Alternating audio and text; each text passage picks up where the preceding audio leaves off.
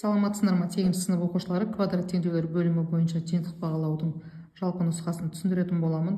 Оқушылар, егер қажет болса, каналымда бірінші және екінші нұсқасы бар, және физика, геометрия пәндерінің сабақтары бар. Қажетті сабақтарды, қажетті БЖБ және ТЖБ нұсқаларын каналға өтіп қарасаңдар болады. Бірінші тапсырма: текшенің қырын 2 метр ұзартқанда оның көлемі 98 метр куб артты, яғни 98 метр кубқа артқан бастапқы текшенің қырының ұзындығын анықтаңыз. Оқушылар, бастапқы қыры белгісіз, оны x деп аламыз. Көлемін табу үшін осы x-ті кубтаймыз. Қырын 2 метрге ұзартқан кезде, яғни x қосылған 2 деп аламыз. Оны кубтау арқылы соңғы көлемін табамыз. Енді осы соңғы көлемнен бастапқы көлемді азайтқан кезде оның айырмашылығы 98-ге тең екен. Енді осы өрнекті, яғни теңдеуді шешетін боламыз. Оқушылар, мұнда x қосылған 2-нің кубы, яғни 2 өрнектің қосындысын кубы деген қысқаша көбейту формуласына саламыз. Ол осылай ашылады: а куб қосылған 3а квадрат көбейтілген b қосылған 3ab квадрат қосылған b куб болып ашылады. Бұндағы x-міз бізде a-ға тең, ал 2 бізде b деп аламыз. Енді жақшаны ашатын болсақ, сонда x куб қосылған 3-ті көбейтеміз a квадратқа, яғни 3-ті көбейтеміз x-тің квадратына, көбейтеміз 2-ге, сонда 6x квадрат болады. 3ab квадрат, 3-ті көбейтеміз x-ге, 3x болады. b-ның квадраты, яғни 2-нің квадраты 4 болады, сонда 12x болады.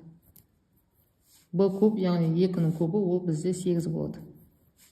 Азайтамыз, x кубты тең 98 деп аламыз. Оқушылар, мұндағы x куб пен x куб қысқарады. Сонда бізде қалады 6x квадрат қосылған 12x, мұнда x қалып кетіпті. Мұндағы 98 минус 98 болып ауысады, плюс 98 бен минус 90 болады. Тең болады 0-ге. Енді оқушылар, барлығын 6-ға қысартсақ болады. 6-ға бөліп аламыз, сонда x квадрат қосылған 2x минус 15 тең болады 0-ге. Өздерін көріп отырғандай, квадрат теңдеуге келтірілді. Енді дискриминант арқылы шешетін боламыз. d тең болады b квадрат минус 4a-сыға, a 1-ге тең, b 2-ге тең, с минус 15-ге тең. b-ні квадраттаймыз, яғни 2-ні квадраттаймыз, минус 4 көбейтеміз 1-ге, көбейтеміз минус 15-ге. 2-нің квадраты 4 болады, минус 4, 1, минус 15, көбейтілгенде 60 болады, 4-ті қосамыз 64 болады. x1 мен x2-ні табатын болсақ, минус b плюс минус d бөлінген 2a деп аламыз. b бізде 2 тең, формулада минус таңбасы бар, минус 2 болады, плюс минус түп арасында 64, бөлеміз 2 көбейтілген 1-ге. a бізде 1-ге тең. Минус 2 плюс минус 64, 8 болып шығады түп арасынан, бөлеміз 2-ге. Енді x1 мен x2-ні табатын болсақ, минус 2, минус 8, минус 10 болады, 2 бөліміз минус 5 болады, плюс 8, 6 болады, 2 бөлсе 3 болады. Мінекей оқушылар, x-ті таптық, минус 5-ке тең және 3-ке тең, біз оң мәнді алатын боламыз. Сонда бастапқыда қыры 3-ке тең болған, яғни a тең 3 метр деп алсақ болады. Келесі оқушылар, екінші тапсырмада былай делінген: жаяу адам 10 км жолды белгілі бір жылдамдықпен жүру керек еді, бірақ ол жылдамдығын 1 км сағат арттырып, 10 км жолды 20 минут тезірек жүріп өтті. Жаяу адамның алғашқы жылдамдығын табыңыз. Оқушылар, жүруге тиісті болған жолы 10 км-ге тең, бастапқы жылдамдығы x км сағатқа тең, соңғы жылдамдығын 1 км сағатқа арттырған, оны x қосылған 1 деп аламыз. Ол 20 минут тезірек жүріп өткен. Біз осы минутты мұндағы сағатқа сәйкестендіріп, сағат деп айналдырып алуымыз керек. Өздерің білесіңдер, бір сағатта 60 минут бар. Минутты сағатқа айналдыру үшін 20-ны 60-ға бөлеміз. 60 пен 22-ді 20 деген санға бөлінеді, 3-тен 1 сағат болады. Енді оқушылар, жалпы уақытты табу үшін жолды бөлеміз жылдамдыққа. Енді оқушылар, бастапқы жылдамдық кезінде жүрген уақытпен соңғы жылдамдығын артқан кездегі жылдамдықты бір-бірінен азайтатын болсақ, яғни оқушылар бастапқы жылдамдықпен жүрген уақытты және соңғы жылдамдығын арттырған кездегі уақытты бір-біріне азайтырған кезде айырмашылығы 3-1 болған. 20 минут кез келгенде. Енді орнына қоятын болсақ, S-тің орнына біз 10-ды қоямыз. Бастапқы жылдамдыққа X-ті қоямыз. Мұнда S-тің орнына 10-ды қоямыз да, соңғы жылдамдыққа X қосылған 1-ді қоямыз. Тең болады 3-1-ге де боламыз. Бізге оқушылар табу керек осы бастапқы жылдамдықты, яғни мынау X-ті табатын боламыз. Енді оқушылар ортақ бөлімі келтіреміз. Ортақ бөлімі 3x көбейтілген x қосылған 1 болады.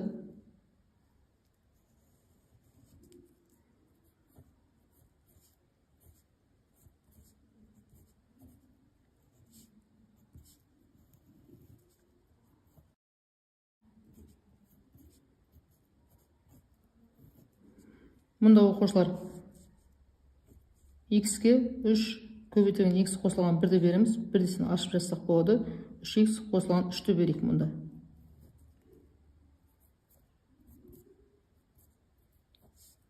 Ал мұнда x қосылған 1, яғни онда 3x-ті береміз. Ал мұнда 3-тен өзгені береміз, яғни x көбейтілген x қосылған 1-ді береміз. Бірдесін жақшаны ашып жазайық. X квадрат қосылған x-ті береміз. Енді көбейтеміз. Мұнда 3x-ті көбейтеміз 10-ға 30x болады. 3-ті көбейтеміз 10-ға плюс 30 болады.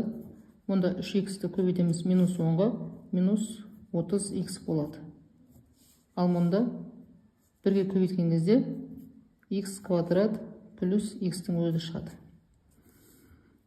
Енді оқушылар өздерін көріп тұрғандай бөлімдері бірдей, бөлімден алып тастаймыз. Тек қана алыммен жұмыс жасаймыз. 30x пен минус 30x қысқарады. Сонда бізде x квадрат пен x-ті теңдіктің сол жағын ауыстырамыз. Қарама-қарсы таңбамен сонда x квадрат минус x болады және плюс 30 болады. Тең болады 0-ге. Енді оқушылар осыны 1-ге бөліп алайық, яғни минус 1-ге бөліп алайық. Сонда x квадрат қосылған x минус 30 тең болады 0-ге. Енді өздерін көріп тұрғандай квадрат теңдеуге келтірілді. Ескермені тең болады b квадрат минус 4ac.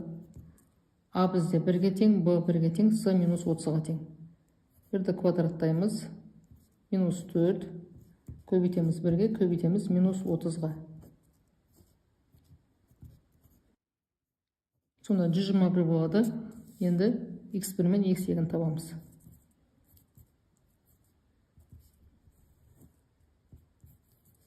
Минус b плюс минус d бөлінген 2a.